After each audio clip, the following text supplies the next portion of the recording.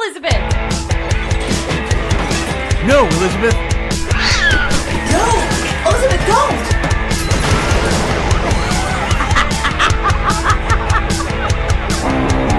This is Left Unsupervised with Elizabeth Morales, your comedic host that's done it all.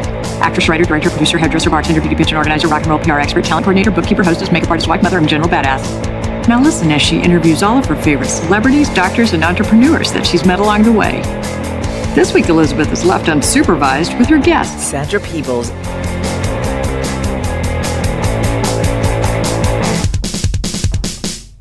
So, Mace, I'm so excited today. My BFF is going to be on air today. I'm so excited. We've been waiting for her to come join us for a while now. So I wish she was here in person because I want to meet her. I've heard so many good things. Girl, she's going to come out and visit, and we party like rock stars. Every time we get together, it's a little bit scary to hang out with us because we turn 20 and we become completely infantile and just think we're still 20. We rock out, and then we are dying the next day because our neck is hurting. Hold on, wait. So our guest today is a news anchor, and you're telling me she rocks out? Because I cannot picture it. Oh, what I could tell you is crazy, okay?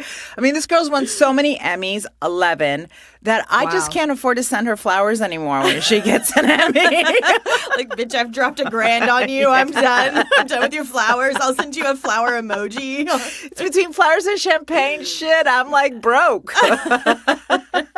Let me tell you, she is such an incredible reporter. I'm so proud of her. I remember when I met her, I was coordinating, yes, in one of my many jobs, of course, a beauty pageant, and she was, of course, you were. She was Miss, I believe, Miss Miami. She won Miss Miami. Wow. And that's how I met her. She was one of the contestants as she was going through journalism school. She did a lot of modeling and beauty pageants. And we met, and we immediately connected.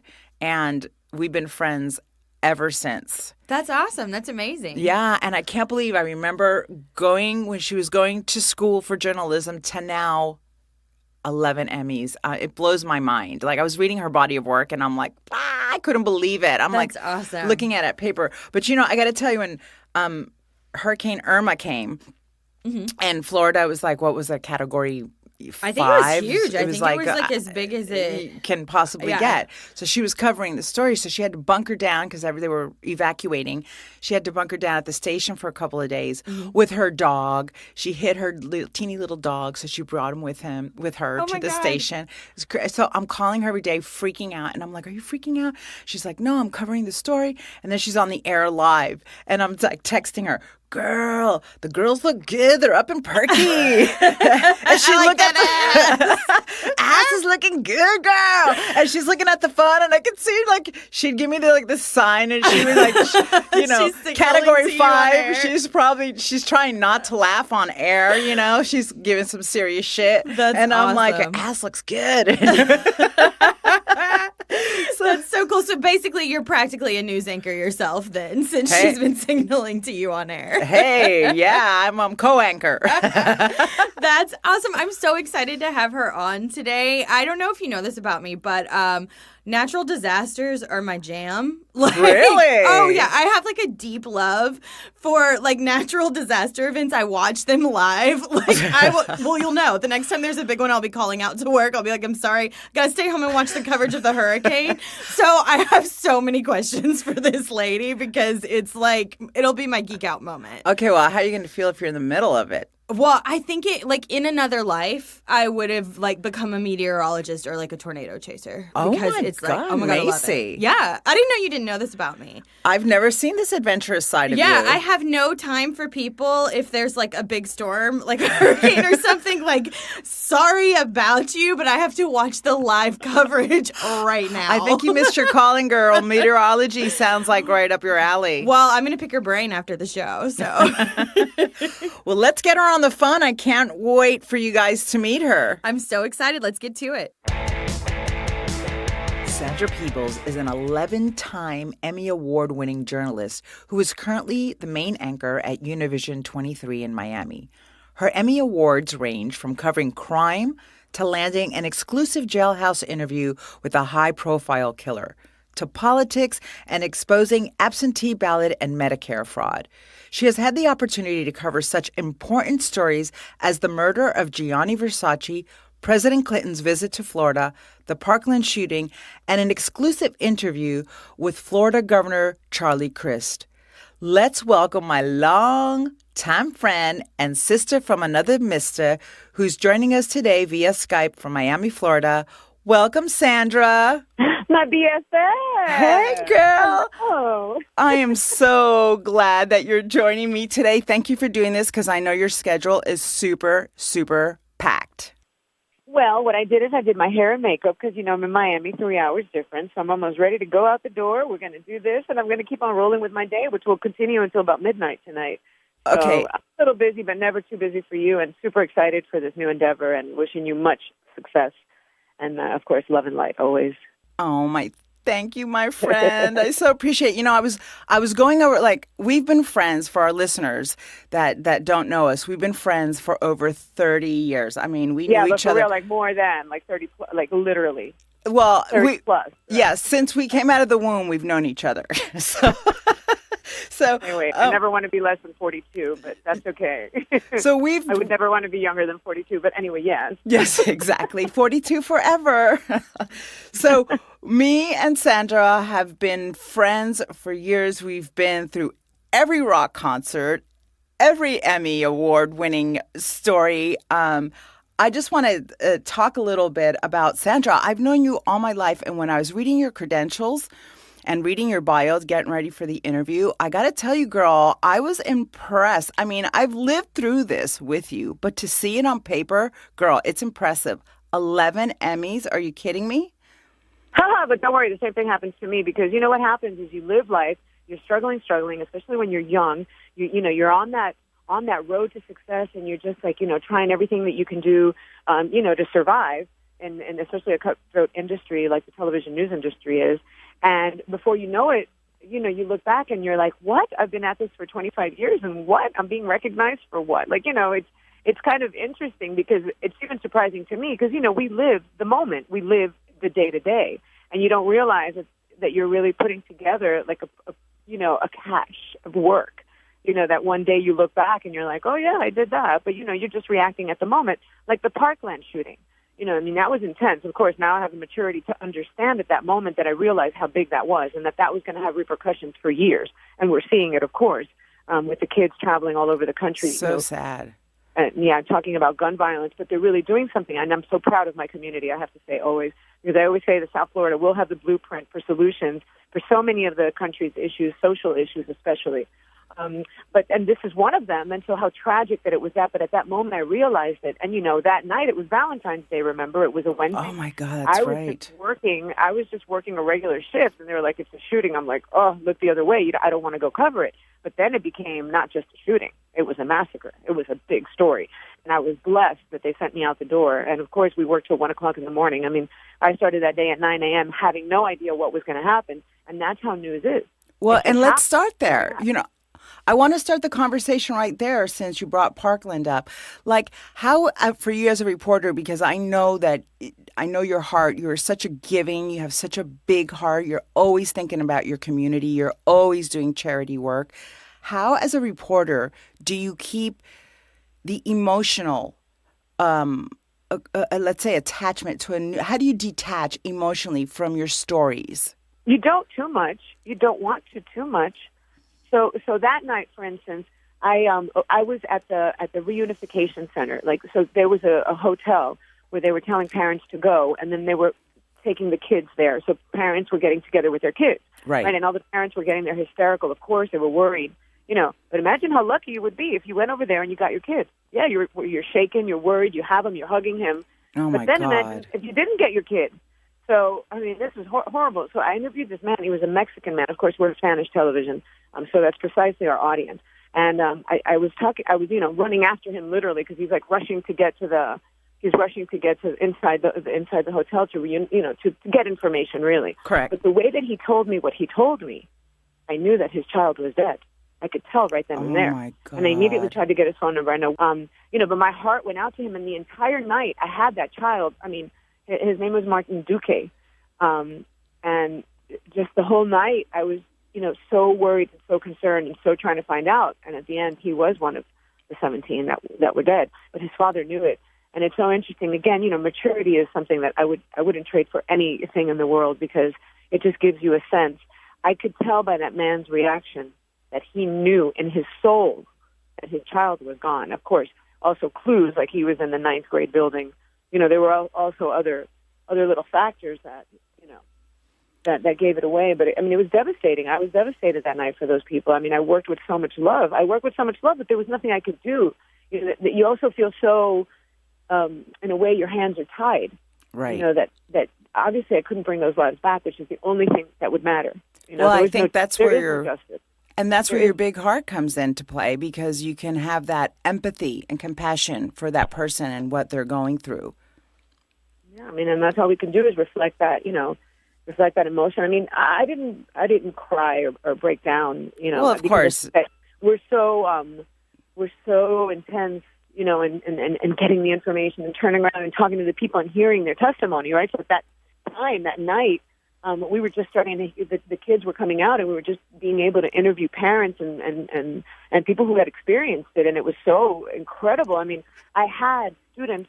There was a teacher that died trying to close the door because Nicholas Cruz came in through the hallways, shooting, and this teacher was trying to get all the students in and close the door, and he got shot.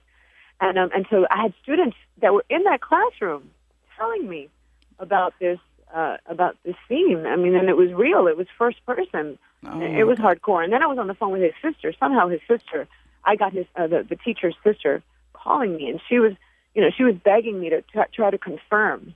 Imagine me having to tell her about her brother, tell her what happened. But I wanted to help her.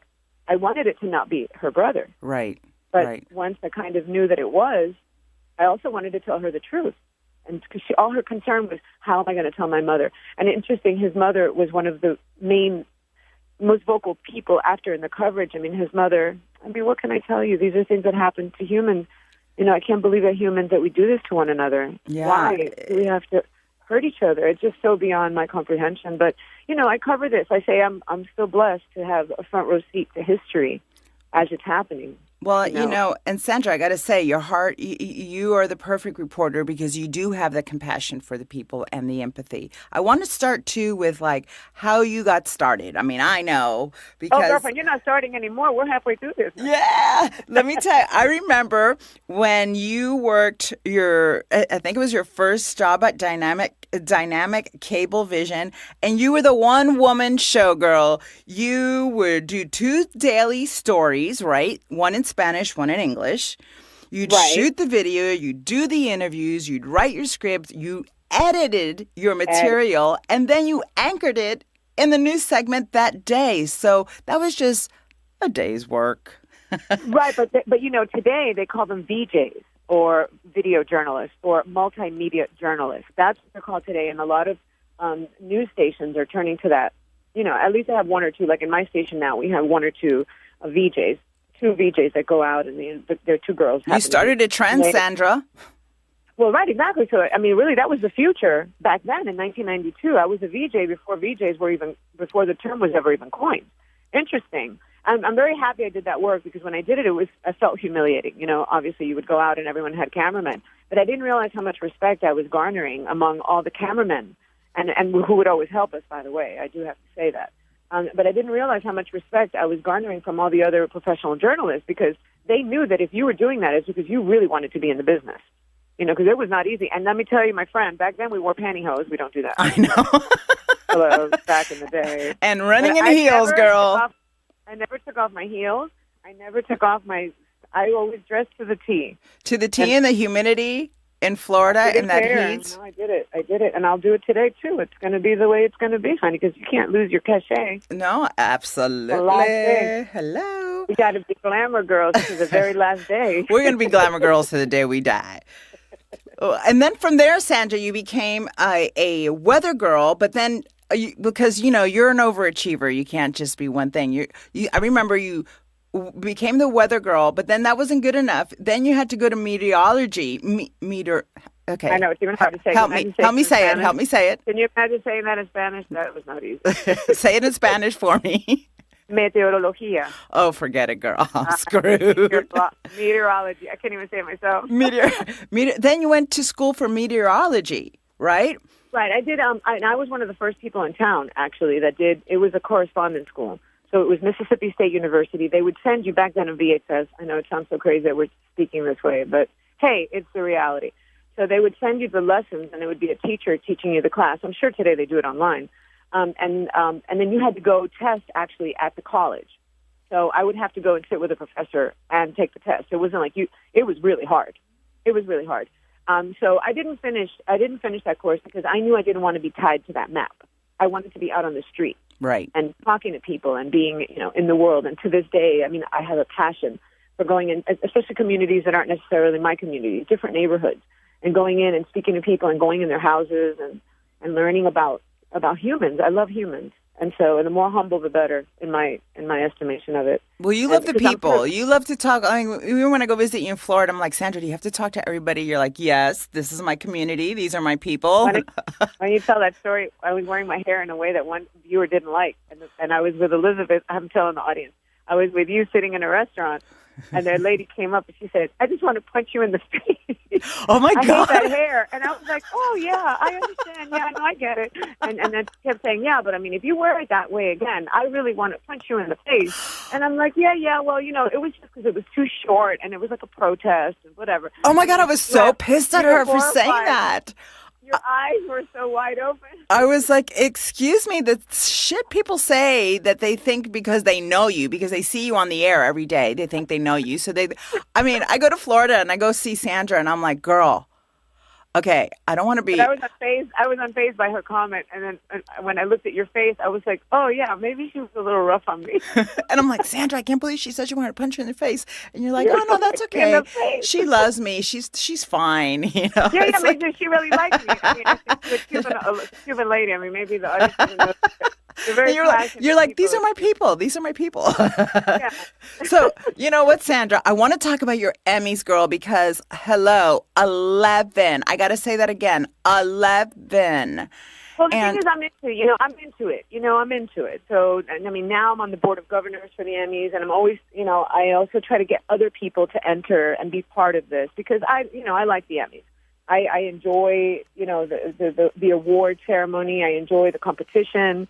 And I think that when you become involved in something, you become better at it because, for instance, I judge Emmys from other parts of the country. Right. And when you do that, you see excellent work and you see the kind of work that earns awards. It's a trick. Like everything in life, you got to get the groove of everything. And you got to study it. And you got to get the groove. Then you know how to do it. I had a college class that, when I was at the university, and there was a teacher that he tested a certain way, and I would be partying till 3 a.m. We would be partying, and 3 a.m. was early. Back in those years, it was like 88. Definitely, you still lived here in Miami. We've been to every rock concert, every backstage, every. Yeah, and then we went to the club, the disco or whatever. We can't talk about what we really did in the 20s because we were bad girls. Well, we were partying, right? Yeah. Partying. And then I would go to class, of course, because, I'm a nerd, so I do everything.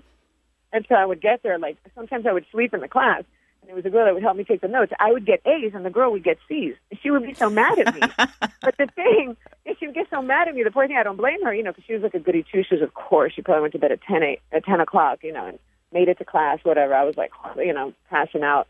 But I got the trick of the way that the professor tested.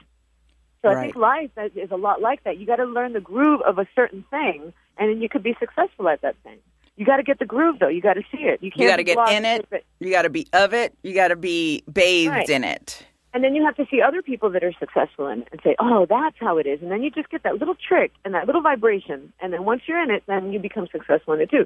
And so I think that's, part of the reason why I win Emmys. Now, here's the thing. I also enter, right? So they say if you don't play, you don't win. So I enter, work. And I sometimes work hoping that, this is going to be an Emmy.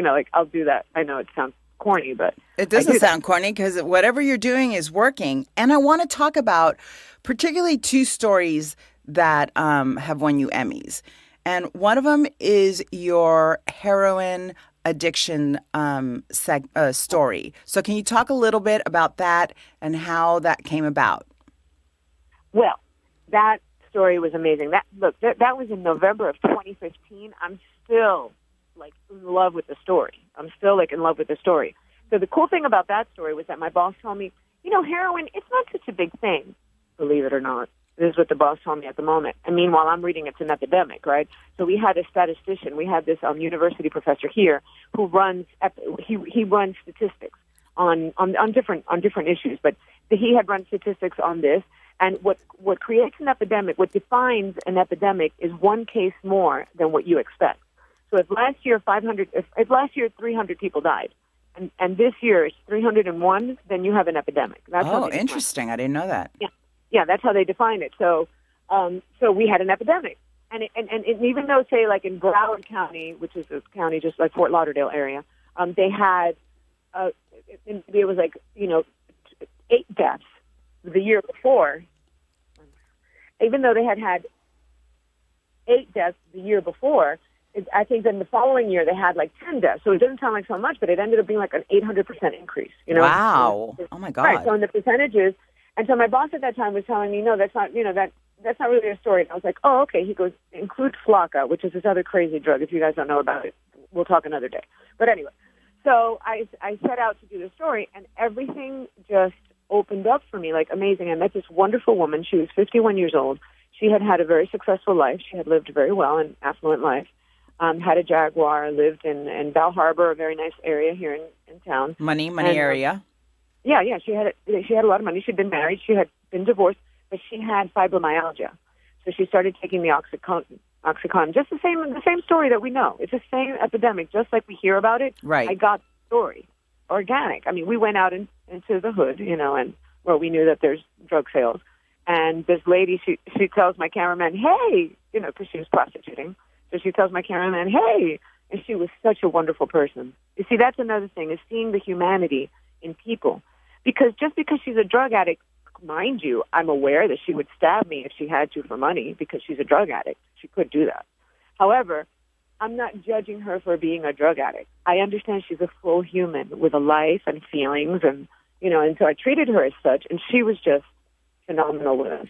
Well, yeah, Sandra, because and this is what, like, you get in there and you treat everybody, drug addict, homeless, with a lot of compassion and understanding. Respect. And when you were doing this story, I'm like, Sandra, aren't you scared? And you're like, yeah, you get a little scared, because I know that you were in it, like you were in the problem area where people are actually shooting up in front of you. And you're like, yeah, but it's a story. We got to get the story. Well, so I was walking in the neighborhood with her, and, it's kind of funny video because, she was cute, though. She had a wig. She was cute. She was tan, she was on the street. She had the prison slippers on because they had held her in jail, which is it's really crazy to hold drug addicts in jail. It's just a weird thing because at the end of the day, you're not doing anything with that. Yeah, it needs to be decriminalized, actually, drugs. It's just, we need to deal with it, like, also from mental health. Well, I mean, that story ended up being that we have a center here that used to be a jail that they're trying to transform into like a drug rehab, like a place where we could deal with this correctly. But it's still not off the ground. And we have a judge here in town who's really amazing, and he's done a lot of work. But, it's a system, it's a red tape, there's so many things. But she had been let out of prison, and a lot of addicts, especially heroin addicts, they run the risk of overdosing when they come out of jail because if they haven't done the drug in 3, 5, 10 days, however long they're held, once they shoot up, they tend to shoot a little bit more. Right. And then a lot of them end up overdosing. But, I mean, she was an incredible experience to be in front of that woman. I prayed for her the whole time she was getting high. She got high in front of us. And I know that. She's like shooting up in front of you guys. And I'm like, Sandra, weren't you freaking out? And you're like, yeah, but I got to get the story. Well, right. And I was I couldn't believe, first of all, that I got so lucky to get somebody to just talk to me so openly about. But, I find that a lot of people that are in trouble want to help other people. So she and all the drug addicts, because, by the way, I spoke to 5 heroin addicts doing that. And that's how easy. When a story is easy to get, is because it's a problem. Exactly. When a story is easy to get. So if it's very difficult, you're okay. Sometimes, sometimes there are hidden things, of course. There's corruption and all kinds of things that you have to dig and that are difficult to get. But when the story is that easy and you find that many addicts, it's because it really is such a big problem. And I'm telling you, beautiful people. I met this one young girl that, you know, she goes from guy to guy. She stays with different men. And you know, she was an addict. And then I met this other guy who came from New York, and he was with a friend, and his friend had just been stabbed by one of the dealers. Oh, my God. Wanted to take his money. Yeah, he showed me the stab wound. I It was just incredible. I just hear some of your stories sometimes and I get nervous for you. I want to talk about, because I kind of went through this with you also.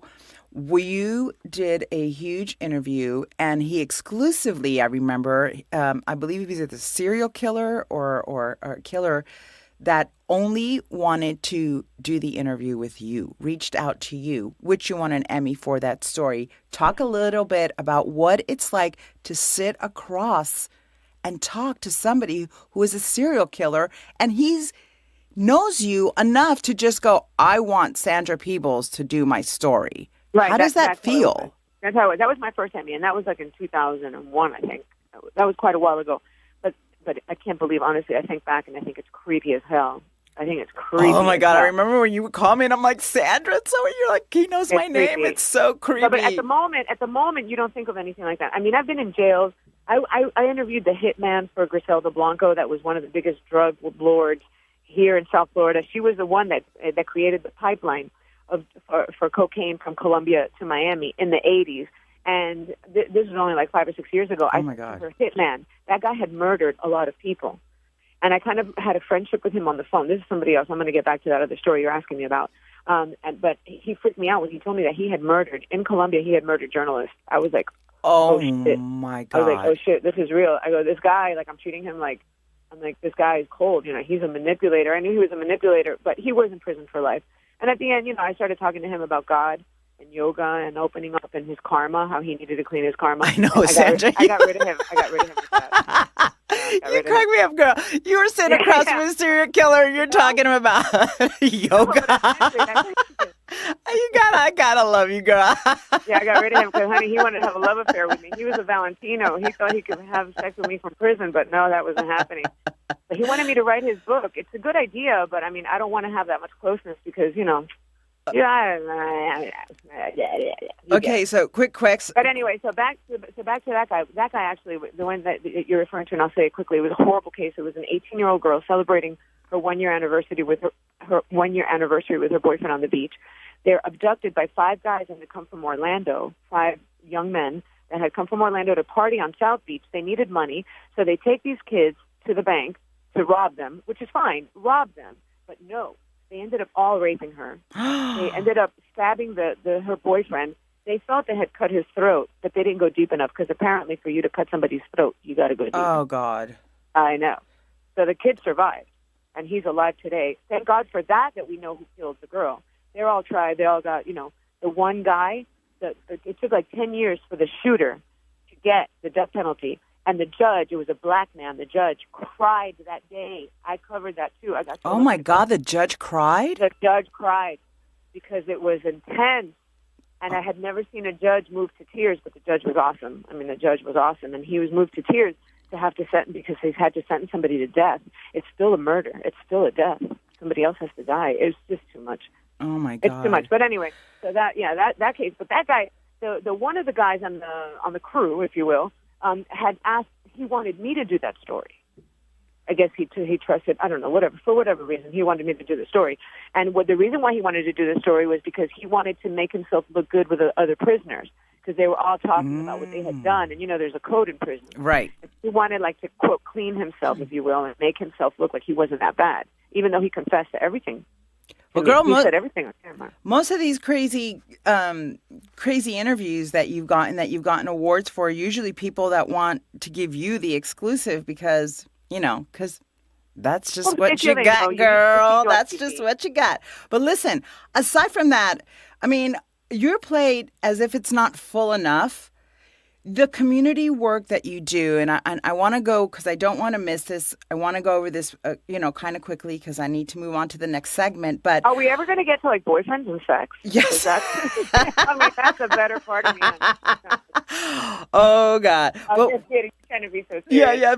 But I want to talk about, you've been working with the Leukemia and Lymphoma Society since 2002 to bring awareness. You've run 5 half marathons to raise cancer awareness, 2 marathons, and you are a regular speaker for Autism Speaks, and also you do charity work for Cakes for Kids, which helps foster children celebrate their birthdays. Girl, how the hell do you do it all? I know, because I'm talking to you on the phone every day, and I'm like, how do you do it? And she's fit, all at once. and she's fit, and she's healthy, and she's beautiful. She's got the full package, brains and beauty. Please follow me at Sandra Peebles TV. Listen, Sandra, I want to bring in my producer, Macy. So we're going to play a little game called #Fake News, and I'm going to have her set it up. Okay, do it up. #Fake News. Hi, I'm so excited to play with you. I feel like it may be, a lost cause playing fake news with a news anchor. No, let's do it. Okay. Hey, there's things and there's things. All right, so how this game works is I'm going to read you and Elizabeth 2 news headlines, and you guys are going to pick out which of the 2 is the fake news. Okay, let's do this. All right, are you ready? Oh, I don't know. Well, I had to dig pretty deep to get a news headline that probably had not aired on your station. So get ready. Okay, news headline number 1.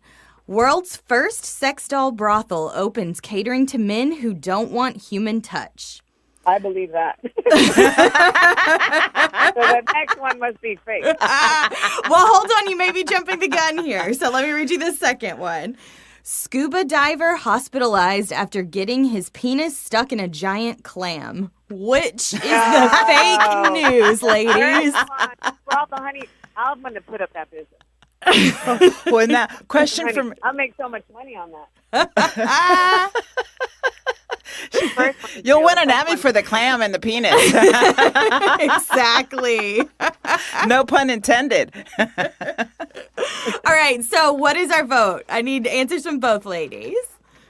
For me, the first one is real. The second one, fake news. All right, and Elizabeth, what from you? I would have to say the same. Oh, God. Okay, I have 2 winners. Again, I've been on a losing streak. I went the longest time with Elizabeth losing every single one, and now everyone's getting it. I've got to dig deeper. Scuba diver, look, here's the thing. Look at my logic. Scuba diver with the gloves. You got to open the clam, stick his penis in the clam. How big is that clam? It's going to close up again. Gloves. Oh, my God, that's hilarious. Although I like the visual of the clam and... Men, forget men, me. If I had a good doll that could, well, that's not true. I want a little bit, not so much the trauma that comes attached to the penis, but, Oh, my God, Sandra, I think that you were my favorite fake news guest we've had so far. You are going so deep into it. I love it. Doll, but AI, that had a little intelligence. Oh. All right, well, I'm going to let you ladies get back to your interview because I know you've got to get on the air. But thank you so much for playing with me on #Fake News. Oh, it was awesome. Thank you. Thanks, Macy. Sure, I'll catch you guys next week. Bye-bye. All right, Sandra. So, really quick, before we end our interview, I would like for people to know, one, where they can find you, plug your social media for me, and also any charity that you want to plug to help your charity of choice. Please do the same for that. Well, my charity is Cakes for Kids. It's Cakes with a K and 4, cakesforkidsflorida.org. And so that's a charity that I work for, and it's really cool because it's what we're doing is something that's self-esteem. So a child with cancer, we know exactly what that is. But what do you say to a child whose parents have given him up, and his birthday rolls around, and he thinks that his birth and his life doesn't matter? So by celebrating their birthdays, we let them know your life matters, and we're going to celebrate you, and you're going to get your cake, and you're going to get a gift. And it's a luxury. So it is money for a luxury, not money to fight a disease or anything. But I think that, how do we measure a child's self-esteem and self-worth? I think it's important as we go forward in the society. But, it's just one little organization that is really, it's a friend of mine, and they have 5 sisters, and the sisters all work on this, and it's an incredible thing that they do, and I'm very proud to be a founding a board member of that organization. You can find me on social media at Sandra Peebles TV on all platforms. Made it easy for everybody. And I need followers. I just broke my 5,000 on Instagram, but you know what? Everybody's organic. And if you follow me, let me know that you heard me on the podcast. Yes, let her know that you heard her on Left Unsupervised. And yes, and also it's Sandra, Sandra Peebles, Peebles. TV. Yes. Sandra Peebles TV. All right, Sandra, one more before I know you're on your way to work and you have a lot of news to report and a lot of people to touch. So here's a fun little question. Knowing you as well as I do, and that we're little rock and rollers at heart, and we love music, and we've been to every concert and have been wild and crazy. If you were left unsupervised and nobody could see you and nobody can hear you, what would you do at a rock concert? I did it. I went. Oh, but you want to know the whole truth and nothing but the truth? Preach, girl. Well, look, I went to the Dua Lipa concert, and I know Dua Lipa is not rock, but Dua Lipa is dance music, and I like to dance house. I love to dance house. So I went over there by myself. I danced myself a little bit. I had fun. Everybody looked at me like I was crazy. Some young kids came up and said, "Oh, I like the way you dance." I said, "Oh, thank you so much." And I went on, yeah. And I did. I was left unsupervised, and I did everything I wanted because, honey, I'm free. That's the one thing I have. Oh, my God. Well, Sandra, I can't wait to be left unsupervised with you again because, girl, you know, you're my bestie. Oh, and I love you so much. You're the best human on earth. You have spoken so much about me. But you are the one that's amazing. You're the most intelligent person I know. You have the best psychology, the most insight on humans I've ever known from anyone. And I just love you to pieces. And you know, and now you have reproduced, and you have that beautiful son that I love. And God bless you. I love you so much. Thank you, my friend. So much love in the room. I'll call you later. Thank you so much. I love you, and thank you for taking time out of your crazy schedule to do this for me. No, and to all your listeners, you know, much love to everybody, and, you know, let's all just be kindness to one another. I see so much that isn't kindness, and, you know, it doesn't take that much, but it all starts with self-love.